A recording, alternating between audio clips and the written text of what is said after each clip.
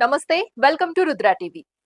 దేశంలో ప్రతిపక్ష నాయకుడిపై ఎప్పుడూ ప్రజల్లో ప్రత్యేక దృష్టి ఉంటుంది. చాలా ప్రజాస్వామ్య దేశాలు ప్రతిపక్ష నేతను భవిష్యత్ ప్రధానిగా లేదా వెయిటింగ్ ప్రైమ్ మినిస్టర్ గా కూడా చూస్తారు. భారత రాజకీయాల్లో కాంగ్రెస్ పార్టీ చరిత్ర, నెహ్రూ గాంధీ కుటుంబ రాజకీయ వారసత్వం, రాహుల్ గాంధీ ప్రస్తుత పాత్ర వంటి అంశాల కారణంగా ఆయనను కూడా ప్రధానమంత్రి అభ్యర్థిగా చాలా మంది భావిస్తుంటారు.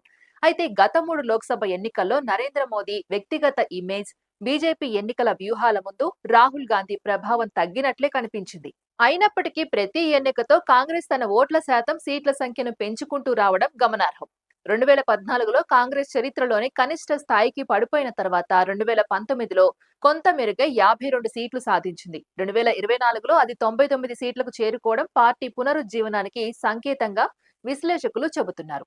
మరోవైపు ఇండియా కూటమి మొత్తం 232 సీట్లు సాధించడం కూడా ప్రతిపక్ష బలం పెరిగిందనే సంకేతంగా చెప్పబడుతోంది. ముఖ్యంగా ఉత్తరప్రదేశ్ లో సమాజ్వాదీ పార్టీ 37 స్థానాలు గెలుచుకోవడం, ఇతర ప్రాంతీయ పార్టీలు కూడా మెరుగైన ప్రదర్శన ఇవ్వడం వల్ల ఎన్డీఏకు గట్టి పోటీ కనిపించింది. అధికారానికి అవసరమైన 272 సీట్లకు ఇండియా కూటమి కేవలం 40 సీట్ల దూరంలో మాత్రమే నిలవడం, ఎన్డీఏకు ఇండియా కూటమికి మధ్య మొత్తం తేడా 50 సీట్లకే పరిమితం కావడం రాజకీయ సమీకరణాలు మారుతున్నాయనే అభిప్రాయాలకు బలం చేకూర్చింది.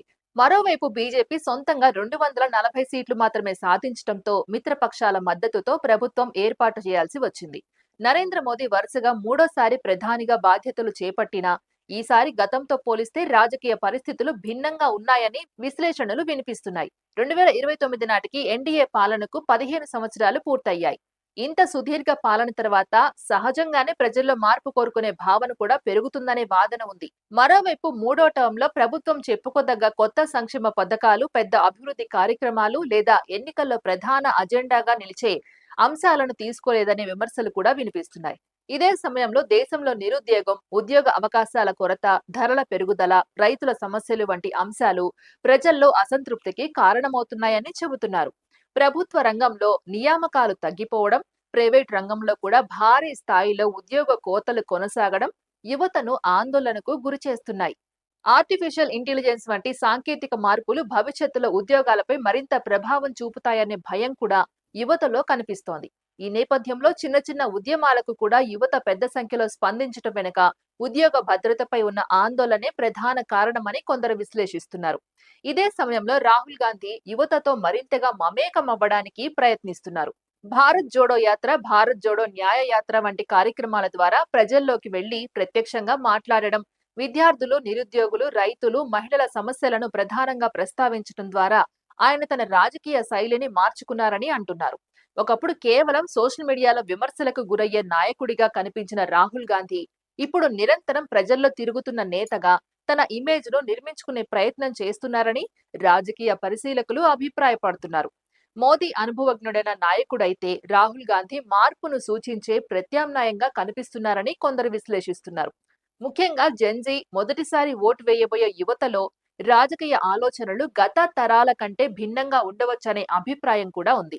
ఈ తరానికి ఉపాధి, విద్య, జీవన వ్యయం, భవిష్యత్ అవకాశాలు వంటి అంశాలే ప్రధాన ప్రాధాన్యంగా మారుతున్నాయని అంటున్నారు.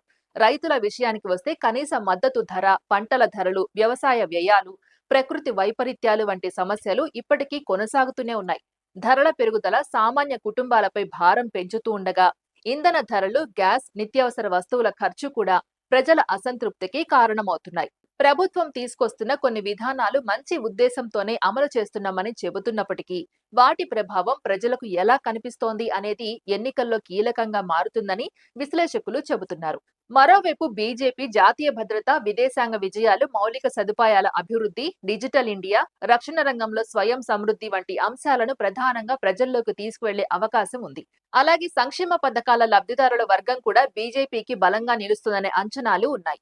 అయితే ప్రతిపక్షం మాత్రం ఉపాధి, ద్రవ్యోల్బణం, సామాజిక న్యాయం, రైతుల సమస్యలు, మధ్యతరగతి ఆర్థిక ఇబ్బందులను ప్రధాన ఎన్నికల అజెండాగా మార్చేందుకు ప్రయత్నిస్తోంది. 2029 ఎన్నికల నాటికి ఈ రెండు కథనాల్లో ఏది ప్రజలను ఎక్కువగా ప్రభావితం చేస్తుందనేదే అసలు రాజకీయ పోరాటంగా మారే అవకాశం ఉంది. ఒకవైపు సుదీర్ఘ అనుభవం, పాలనా రికార్డుతో మోదీ ముందుకు వస్తే, మరోవైపు మార్పు, ప్రత్యామ్నాయం, కొత్త రాజకీయ సందేశంతో రాహుల్ గాంధీ ప్రజల ముందుకు రావాలని ప్రయత్నిస్తున్నారు. చివరికి దేశ ప్రజలు స్థిరత్వానికే మరోసారి మద్దతు ఇస్తారా? లేక మార్పును కోరుకుంటారా అన్నదే 2029 ఎన్నికల ఫలితాన్ని నిర్ణయించే కీలక అంశంగా మారనుందని రాజకీయ విశ్లేషకులు అభిప్రాయపడుతున్నారు. ఇది ఇవాల్టి అప్డేట్. మరో అప్డేట్‌తో మళ్ళీ కలుద్దాం. అంతవరకు చూస్తూనే ఉండండి రుద్ర టీవీ.